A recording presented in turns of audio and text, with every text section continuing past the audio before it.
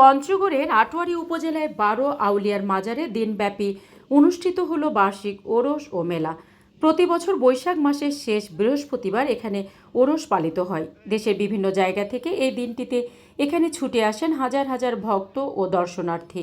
শুধু মুসলিম নয়, বরং বিভিন্ন ধর্ম বর্ণের মানুষ প্রতি বছর এখানে ছুটে আসেন মূলত তাদের বিভিন্ন মানত এবং মাজার জিয়ারত করতে। অনেকে আবার মানত পূরণের লক্ষ্যে মাজারে কবুতর, মুরগি, ছাগল সহ নগদ অর্থ দান করে থাকেন। এ অঞ্চলে আনুমানিক ১৩০০ শতাব্দীতে ইসলাম প্রচার শুরু হয়েছিল। সে সময় ইসলাম প্রচারের উদ্দেশ্যে এ অঞ্চলে এসেছিলেন বহু পীর, দরবেশ, সুফি ও ধর্ম প্রচারকগণ।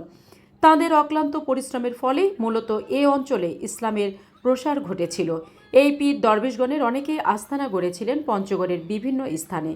তাদের মধ্যে ইয়েমেন থেকে ইসলাম প্রচারের প্রথম দিকে আসা ১২ জন আউলিয়া দরবেশ আসেন আটোয়ারী থানার ১২ আউলিয়া গ্রামে এবং স্থায়ীভাবে এখানে বসবাস শুরু করেন। মৃত্যুর পর তারা এখানেই সমাধিস্থ হন। পরবর্তীতে সেই ১২ জন আউলিয়ার মাজারে এখানে আবিষ্কৃত হয়। মূলত যে মাজার কমপ্লেক্সটি বর্তমানে পুনঃসংস্কার করা হয়েছে, এখানে মূলত রয়েছে দুটি মাজার। এটির পূর্ব পাশে চোখে পড়ে আরেকটি মাজার। মূল মাজারের দক্ষিণ পাশ সংলগ্ন যে পুকুর ঘাট রয়েছে, সেই পুকুরের দক্ষিণ পাড়ে চোখে পড়ে আরেকটি মাজার এবং বাকি মাজারগুলো উত্তর পূর্ব দিকে অদূরেই ছড়িয়ে ছিটিয়ে আছে। এই ১২ আউলিয়ারা হলেন হেমায়েত আলী শাহ, নিয়ামতুল্লাহ শাহ, কেরামত আলী শাহ, আজহার আলী শাহ, হাকিম আলী শাহ, মনসুর আলী শাহ, শেখ গরিবুল্লাহ, আমজাদ আলী মোল্লা, ফরিজ উদ্দিন আক্তার, শাহ মুক্তার আলী শাহ, অলিউল্লাহ রহমতুল্লাহ আলাইহি। আমরা প্রতি বছরই আসি মাজার জিয়ারত করার জন্য। জিয়ারত করে আমরা চলে যাই।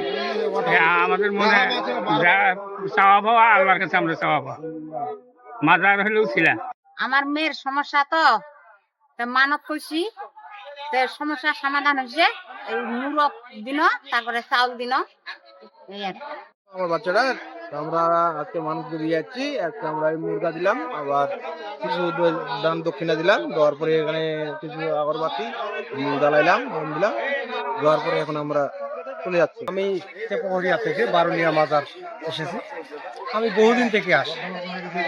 আসার কারণ হলো একটাই, যে আমি যেটাই মন্তব্য করি সেই নিয়ত আমার পূরণ হয়।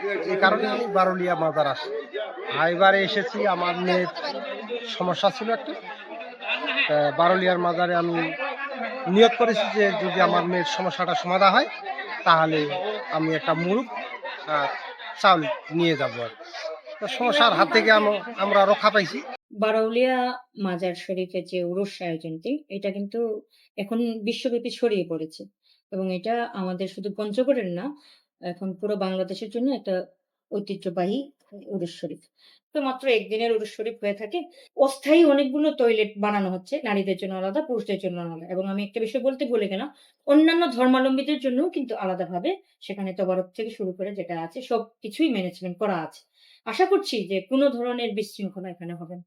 ওরস উপলক্ষে মেলায় বসেছে বিভিন্ন ধরনের তৈজসপত্র, খেলনা ও খাবারের দোকান। এছাড়া বসেছে শিশুদের বিনোদনের জন্য বিভিন্ন রাইডস। সকাল থেকে মেলা প্রাঙ্গণে ভিড় জমাতে শুরু করেন আশেপাশে এলাকার হাজার হাজার মানুষ।